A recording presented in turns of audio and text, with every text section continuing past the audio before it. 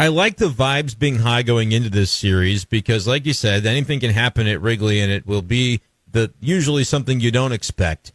It's going to get crazy. Who knows what the wind conditions are? 4 days, 4 games, perfect time of the year to do it. You like it a little more if the Cubs were closer to contention. That's when it gets real fun, when there's a lot on the line between both the Cardinals and the Cubs for these types of series. But for the Cardinals, it's about continuing the momentum. Look, in the Tommy Pham era, Andy, the Cardinals are averaging 9 runs per game. I'm just saying. It's not bad. Small sample, as you alluded to, but scored 8 runs and 10 runs in those 2 games, respectively. He's in the lineup again today. What do you think of this lineup? We've made so much throughout the season about Ollie Marmol preferring to break up his right-handed and left-handed hitters so that he doesn't become susceptible to a bullpen that can kind of mix and match against his lineup. Listen to this. Wynn, Contreras, Goldschmidt, Arenado, Pham, Donovan, Newbar, Pajes, Ciani. That's right, right, left, right. A lot of righties in the lineup for the Cardinals, and they're all bunched up near the top. Kind of interesting against the lefty, Shota Imanaga. Yeah, I mean, you're facing a lefty. I suppose that's part of it. That's the whole reason, yeah. I mean, and Shota Imanaga, to try and jump on him early, I think is going to be the big key, especially when you have all of those guys that you mentioned there hitting fairly well recently. I mean, Goldschmidt's been hot and cold, but I mean, the home runs this weekend, he came up with some clutch hits. And I mean, again, Arenado being right behind him, I am kind of, it is a little funny that all of a sudden we're back to, okay, Goldschmidt 3, Arenado 4, everything's great. The long share numbers don't really look all that good to justify it. But, I mean, lately you're trying to stack as many righties as possible that could potentially jump out to an early lead. And then Pham right behind all those guys who's been coming up big in those spots. I mean, you had to move him up at least a little bit because what was he, like 7th yesterday in the lineup? I think it was 6th. 6th, and okay. He's but again, up 1 spot today. Move him up a little bit, try to get to him a little earlier and see if he can do damage. I mean, this tells me that from inning number 1 of this 4-game series, Ollie Marmol is like, game on. They are a lot of times the lineup is catered toward what might happen in the 6th, 7th inning when you get into the bullpen of the opposing team and you don't want to leave yourself susceptible to something. Nope. For this, he's talking about inning number 1. We're going to stack all of the top righties that we possibly can. We've got really 5 of them on the roster, and we're throwing all 5 of them at you within the first 5 hitters to try to ambush Shota Imanaga. That's what this lineup speaks to me. And then off the bench, look, it'll be very interesting to see because you don't really have right-handers that you can easily take out of the lineup for a late pinch hitter, but you will have Alec Burleson lurking on that bench. He is not in the lineup, and you might think, oh, why not? Well, not good numbers against lefties this season for Burley, only like a 522 OPS. That's kind of been the story of the season for the Cardinals. So you get him a blow. Still no Nolan Gorman, which again, you're facing another lefty, and I think he's going to be a little more platoon oriented. It'll be the trio of almost Nootbaar, Gorman, and then you'll have, who the heck was I just talking about? Nootbaar, Gorman. Who's the other lefty? Help me out here. I'm drawing a blank. Is Ciani? Burleson. Ciani?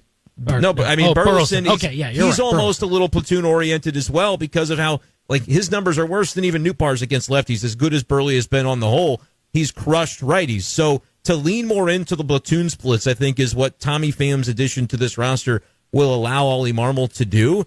And sure, if there's a righty that comes through late in the game, 1 through 5 is going to be right-handed bats for the Cardinals. But a lot of those guys are doing okay against righties too. They'll find a spot though for Burleson, I think, if this game ends up being close. I don't mind the lineup at all. It does kind of show you that you wish you had one more good righty bat in this, not just this lineup, but on this roster, because the bench today is, if I'm not mistaken, all left-handers with Burleson, Gorman, Carpenter, and Crawford. So you're still lefty heavy in terms of the bats that you have, but Ollie Marmol said this is the absolute most right-handed heavy we can get against Shota Imanaga. Let's take our best shot from the very beginning and go from there. And I kind of like it. Try to set the tone early in a 4-game series against the Cubs. Yeah, and with the pitching matchup being what it is, Sonny Gray against Shota Imanaga, I mean, probably considered the ones on both of these teams, the way that it's lining up. You got to try and give your best shot very early on in the game because of how long these guys have shown to be in games in the past. if you have a chance to get an early edge, then it can only help you out with how you plan out the rest of the game and how you can manage it going forward. So I mean, again, the pitching matchup almost dictates that too. And I don't think the Cubs have come out with their lineup yet, so we'll see. I haven't seen what it. That looks like. But either way, yeah, it's game on for this first one, especially from the Cardinals side. 875 KTGR to call or text us here. And actually, we do have to issue a correction, Andy. You said that the Cubs are throwing their number one in this game, when in fact the Cubs aren't throwing their number one in the entire series. Kyle Hendricks pitched yesterday, so the Cardinals will avoid Hendricks this weekend. That's the truth of the matter. Like, you talk about guys you don't want to see on the other side in a 4-game set. Oh, Justin Steele, he's going to pitch on Sunday. He's looming. You got to face Imanaga. He's been pretty good. No. Kyle Hendricks is the guy you don't want to see, and he is not scheduled to start a game in the series. That is great news for the Cardinals. Am I wrong? If you only had to play the season against the St. Louis Cardinals, Kyle Hendricks would be your Cy Young winner. He'd win the Cy Young. Yeah. He'd win the Cy Young Award here in 2024. That I can't explain it.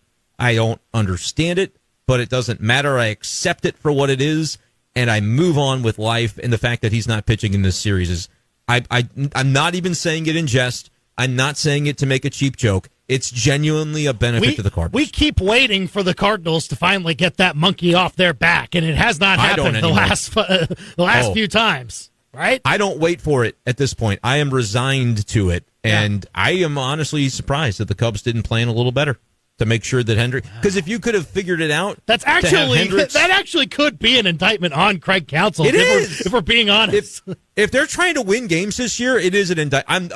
This sounds like some kind of shtick that I'm doing. I'm not doing shtick. This is not a bit. I genuinely believe the words coming out of my mouth right now that it's bad management, almost managerial malpractice, not to have him line up for this. Look, I'm just looking at his recent game logs, Andy. You tell me. Last time he faced the Cardinals was the 12th of July, 7 shutout innings. Since then, Hendricks has gone 5 innings, 3 runs, 5 innings, 6 runs, 5 innings, 3 runs. Why would you let him face the Cincinnati Reds yesterday? That's a mistake. You find another way. You go spot start. Kyle Hendricks should feel wronged by his manager that his ERA is keeping getting hits from all of these other teams when he knows darn well that a 4-gamer at home is coming up on the schedule, and Craig Counsell did nothing about it. If I'm Kyle Hendricks, I'm walking into that office saying, what gives? And look, he was fine yesterday, 5 innings, 3 runs, but that's you're leaving a pretty good shot at a win on the table if you're the Cubs to not have him against the Cardinals, and you always would rather beat. And look, the Cubs scored 13 runs yesterday. If you could have known that, you would have started. You just could have started a position player and just found a way to save Hendricks for today. But who am I? I'm not making $8 million a year like Craig Counsell. So, that's just going to have to be something he figures out. Seriously. He's not the highest paid, is he? He's close to it, though. Oh, for sure. I think he's got to be, Andy. I could be wrong. I don't know that all of the salaries are public, but the off-season news that he was switching from NL Central rival Brewers to the Cubs was huge news, and they paid up so big to get him that I can remember thinking the Cubs were about to break the bank with free agency in the offseason, and then they never really did it. It was kind of bizarre. I still keep waiting to see the Cubs just go like Dodgers level on payroll one of these years, because if you're going to spend up on a manager like that, I would think it would mean you're ready to go all in, but I guess we'll have to wait and see on that front. But as much as the Hendricks stuff is both funny and true, what are we expecting this weekend from the Cardinals? Again, the offense has surged with the addition of Tommy Pham. We saw over the last 2 days a lot of other good fundamental things happening. I think Michael Ciani has been a heartbeat to a lot of what's been going on as well. He lays down bunts, he steals bases, they force the issue on the base paths when you can hit and run and do different things, take the extra bag. What do you think this Cardinal offense is going to look like coming into Wrigley? We know that one day the wind will be blowing way out, the next day it'll be blowing in so far that you won't be able to hit one out. Yeah. That's just the nature of the beast. Over 4 games at Wrigley, you're going to see a little bit of everything. But the general A-B, do we expect the Cardinals to continue a trend of legitimately the last few days taking very good at-bats? I'd even count Monday. Good ABs, bad luck in that game, but they cashed in both yesterday and the day prior to go ahead and win that Rangers series. Can that continue this weekend against the Cubs? Again, things felt different. I'm not going to say, and I'm not going to indict the players pre-deadline on how they were approaching, their day in, day out at bats. But there just seemed to be a higher level of focus or a higher level of want to these last couple of days when it came to just try to do the little things, maybe move a runner here or there, just put the ball in play, force the defense to essentially throw out a runner, make a tough defensive play, things like that. And we saw a lot more hyper-focus from this team over the last couple of weeks, or not last couple of weeks, last couple of days, after, honestly, Tommy Pham was inserted into the fold. So now that you've gone on a road trip now, you're playing in a hostile environment, you're trying to keep that same sort of level of play up. I'm interested to see if that continues, because now you're getting a different kind of scouting report on a team that knows you very well. The Rangers hadn't played you at all, and so now you've got return fixtures against your rival that has gotten the book on you already and faced you so many times. I would be interested to see how they respond to that, how they adjust, how the pitchers adjust, honestly, with how Imanaga looks against this Cardinals team and everybody else that's not named Kyle Hendricks. Cardinals have faced pretty much everybody else in that rotation so far. Now, a second time around, is there a different approach to it? I think it's more about, I'm interested more in how the adjustments are made in that lineup based on the pitchers that you'll be facing, and then vice versa. I mean, we got a text from Steve here, 875 KTGR, interested to see how Helsley does against the Cubs this weekend. Now, he claims that they've seemed to have his number. Last few games, though, he's done pretty well against the Cubs. There were a couple of instances where he gave up runs but still made the save. But overexposure of a reliever against a certain team, sometimes they can figure it out a little bit. I do wonder how the back end of the bullpen sets up for the Cardinals as well, as they try to figure out where does Armstrong fit in? How do you get to Ryan Helsley into the ninth inning? That could be an interesting thing that I look at here too, to see how the Cardinals set up pitching-wise now that they've got a little more certainty of what their bullpen looks like. Yeah, and I don't think they did a ton to improve the bullpen over this trading deadline period. Sean Armstrong is added. He was really effective in 2023. Hasn't been as effective this year, but still the swing and miss that you look for is a part of his game. More strikeouts than innings pitched. I think 50 Ks in 46 and 2/3 innings. So that's something that I think will play in a setup role, but he's allowed a lot of hits, Andy. The whip over 1.60 for the season is something that Ollie Marmol, he's going to have to be a little bit thoughtful in how he utilizes him. I wouldn't necessarily have Armstrong be the type of guy that comes in to rescue somebody else. Maybe you give him a clean inning because he's been a guy that can get out of his own jams on occasion because of his ability to strike out batters. But at the same time, if you come in with some runners on base and you have a very high whip, walks plus hits per innings pitched, then that's something that maybe doesn't suit his game as well, to be a fireman in the middle of an inning. But the two guys that I'll be looking to see, and we saw one of them yesterday and pitched a clean inning, JoJo Romero and Andrew Kittredge. Those have been your two setup men for the bulk of the season, but we have seen them sort of have roller coasters where at the beginning they were lights out and we coined the triumvirate to go with Ryan Helsley. Those are your three at the back end of the bullpen that are so lethal, so nasty, and if you have a lead going into the seventh inning, you know you're probably going to win that game. That was the story of the season for the Cardinals early, and they had to win a lot of games that way, very close, because the offense was not performing up to hopes or expectations. More recently, it's not been as automatic for guys like JoJo and Kittredge, and in the case of JoJo Romero, very few strikeouts in recent weeks. We did have a game at Busch Stadium over the weekend against the Nationals where he struck out a couple batters in an inning in a third, but also gave up a couple of hits. But outside of that, it maybe like a strikeout over the previous month or so. It's been rather lean. We've seen Kittredge come back around. He has not allowed any runs since prior to the All-Star break, so perhaps the rest does him some good. We'll have to wait and see, though. We'll have to wait and see what the Cardinals are going to get from both of these guys as we enter into the weekend. The good news is for Kittredge, he should be rested and ready to go. 875 KTGR if you want to call or text us here. It is going to be interesting to see how they set that up.